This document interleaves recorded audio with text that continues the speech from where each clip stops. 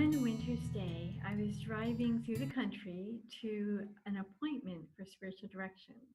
And it had just snowed, and so the area was just gorgeous. Snow was everywhere, and as I was driving along, I remember very clearly that at a certain moment I looked up from the road. I saw the beauty all around me, and from the very depths of my heart came the words, God, you are so beautiful. Not nature is so beautiful, but my God, you are so beautiful. And it was something that profoundly moved me, stayed with me, but it wasn't just a good idea or something I read in a book. It was a moment in which my soul, the inner eye of my soul, so to speak, was opened. I was able to see around me what truly exists. I was able to see nature as the gift of God, the beauty around me as the revelation truly of the beauty of God. And it was not something I did. It was something that was given to me as a gift. The purpose of HeartWork truly is gradually to help us kind of clean off that eye, to clean up the things that hinder us from truly seeing, so that what we see is not a door. You don't stop at our senses, but it becomes a window. It's transparent to the glory of God. So in today's presentation, we will learn more about how we can stand at the door of our heart and keep that inner eye open. You know, it doesn't take too much effort or trouble to live with our eyes closed, with our inner eye closed. After the fall, that's like second nature for all of us. But it does take a very intentional choice to walk down a certain path to be able to live with our eye, the eye of our soul, open and aware and filled with that light of grace that is truly a gift of God.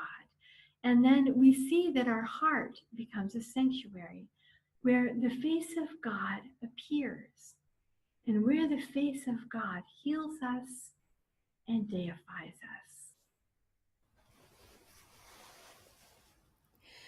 St. Paul said in his first letter to the Corinthians, have the mind of Christ. And in Greek, that reads, have the nous of Christ, the inner eye of the soul, of the heart of Christ. So we're talking here about light and love, clarity of sight, purity of soul. Have the nous of Christ. The soul has two types of faculties. St. John Damascene tells us we have a rational faculty by which we relate to the world with our senses. And then we have a noetic faculty. You'll recognize noetic comes from nous. A noetic, a spiritual faculty by which we enter into communication and communion with God.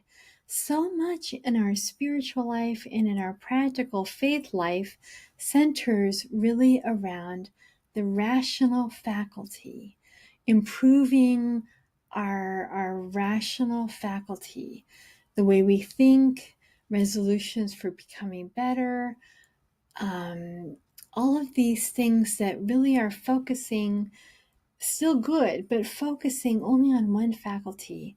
And there's this whole other part of our soul that we can just bury ourselves into and really develop.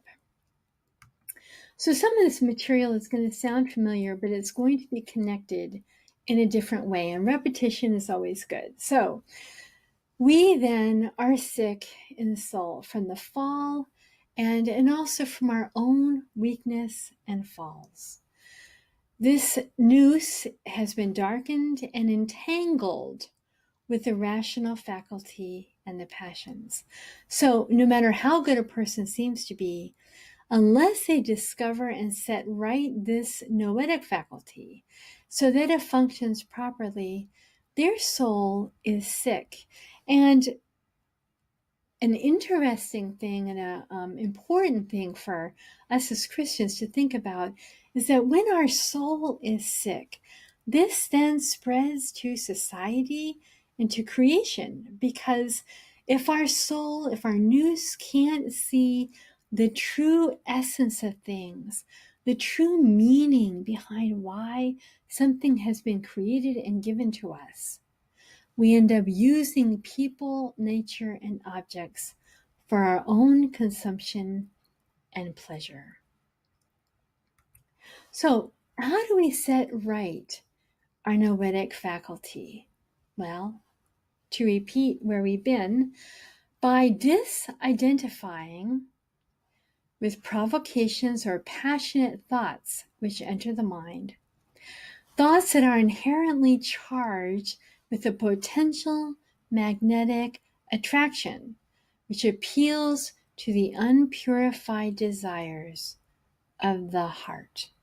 So you can kind of picture thoughts coming in as like airplanes, and you can see them, and if they're pulling magnetically on unpurified desires in your heart, the passions that we all know and all feel, then we can basically say there is no landing strip here for you. So we disidentify with these thoughts instead of colluding with them and hijacking them or allowing them to hijack us.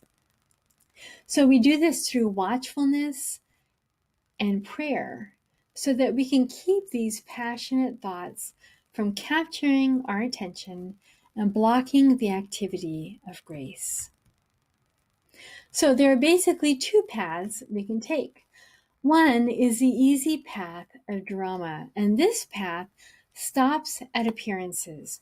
We see everything, everyone, every situation only as it appears to our senses. We don't see beyond what we can see and feel and touch. And what we see leads to reactive thoughts that arouse the passions. So I see someone pass in front of me, this thought comes into my head, I look at them as someone who does or doesn't do X, Y, Z, I get mad or I get frustrated or I feel lonely, and then we emotionally, verbally, or physically react against the other person. So this becomes a road of drama. We act in our best interests, our own best interests, at the cost of others. We blame, label, analyze, gossip, and spin stories. Sound familiar from the beginning of HeartWork? We look for mere personal satisfaction and pleasure, and we seek to avoid discomfort and pain. We are fragmented, suffer with addictions, and have poor quality of inner life. So we don't have to work very hard to go down this path. If we're not paying attention, this is the path that we're going to go on if we are members of the human race. There is, however, a beautiful path of watchfulness. And for me, when I began to see what this path is, when the road markers are there, it's easier to turn and take that path. On this path, we see everything as a window. It's transparent to a deeper meaning. We believe that every situation is a sacred disguise for God's coming to us, his advent. So where others see a door, we see a window. Where others see suffering, we see the grace of God coming to us. Where others see someone who just can do what we need them to get done, we see a son or daughter of God. On this path, a person decides to explain all things by their inner meaning and to direct their life in the light of faith. This person gives up considering things for their own satisfaction and pleasure. And they understand that there is evil in what appears to be good. There is some evil in what appears to be good. And there is always some good in what appears to be evil. And on this path, we have the capacity and power to see the sense of everything in its relationship with the whole. So the key is to watch for the thoughts and the sense perceptions that come our way so that they do not capture our attention, because thoughts can arouse the passions, lead to sin, and block the activity of grace. So just as we have physical senses, we also have spiritual senses. So when the soul accepts Christ, she recovers spiritual hearing and sight, that she may hear his word and see his light. When the soul longs for him and watches for him in meditation and prayer, she recovers a spiritual sense of smell. When she embraces him in love, receiving pleasure from living for him, and passes over to him in ecstatic love, she recovers taste and touch. So, we return to this quote of St. Paul in the letter to the Corinthians. Do you feel like a broken, cracked pot, that you are of no value to anybody, irreparable, useless, and rejected? God chooses you. Allow him to shine through you.